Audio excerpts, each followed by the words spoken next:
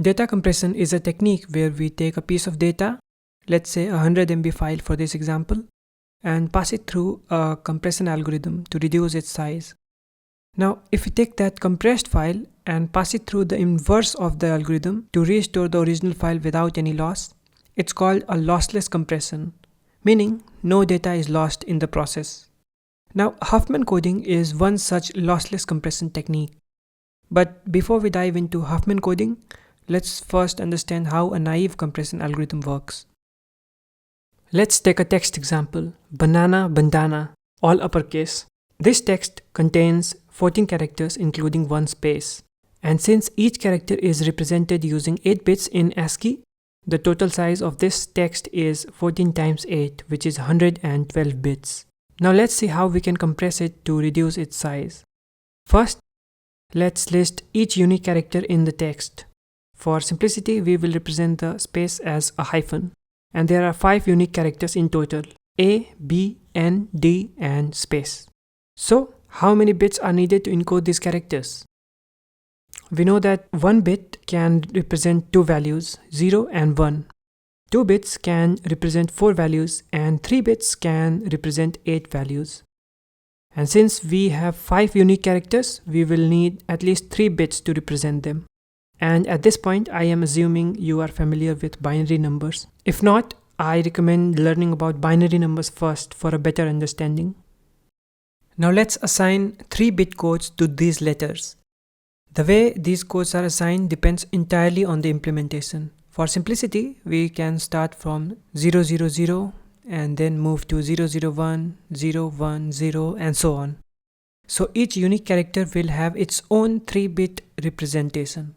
Now our text will be encoded using these 3-bit values instead of the 8-bit ASCII codes. And this reduces the size of the encoded text to 42 bits. However, to decode the compressed file later, we also need to store the code table. In our case, the table contains 5 unique characters and each entry requires 11 bits, 8 bits for original ASCII character and 3 bits for its encoded value. So the table takes up 55 bits, bringing the total size to 97 bits, which is already much smaller than the original 112 bits. But can we do better? It turns out we can using Huffman coding. Next, let's first note down the frequencies of each letter in our example. Once we have the frequencies, we'll create nodes for each character and arrange them in increasing order of their frequencies. And now comes the key part, merging these nodes to build our Huffman tree. The idea is that we start by taking the 2 nodes with the smallest frequencies and merge them into a new node.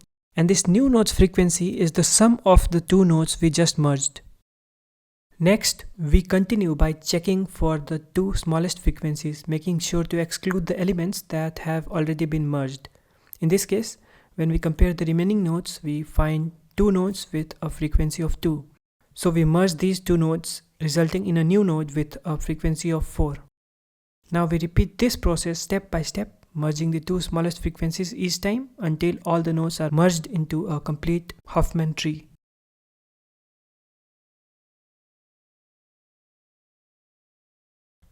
Now that our Huffman tree is complete, let's adjust the level of tree properly for better visualization. Next, we assign binary values to these edges. All the left edges are assigned the value 1 and all the right edges are assigned the value 0. You can also do this the other way around. It doesn't affect the final result. Using this tree, we can now calculate the codes for each letter. So for example, to get the code for A, we start from the root node and traverse down to A. Along this path, there is only one value, 0. So the code for A is 0. Next for B, we follow its path from the root and it gives us the value 110. So 110 is the code for B. And we repeat this for all the remaining letters, assigning each its unique code based on its path in the tree. This way, we have obtained the Huffman codes for all our letters. Notice something interesting here. Letters with higher frequencies are assigned shorter codes and the letters with lower frequencies are assigned longer codes. And that's the key idea behind Huffman coding, to assign shorter codes to the more frequently occurring characters and longer code to less frequent ones. This is what makes Huffman coding so efficient. Now, if we encode our original text data using these newly generated Huffman codes, it turns out that the text only takes 28 bits of space. The code table, which stores the mappings, takes 54 bits, bringing the total to 82 bits. This is significantly smaller than the 97 bits we got using the naive compression algorithm. And the best part is that if you use the Huffman coding on larger datasets, the algorithm becomes even more effective, and the difference in compression will be even more apparent. You can find my Python implementation in the link provided in the description below.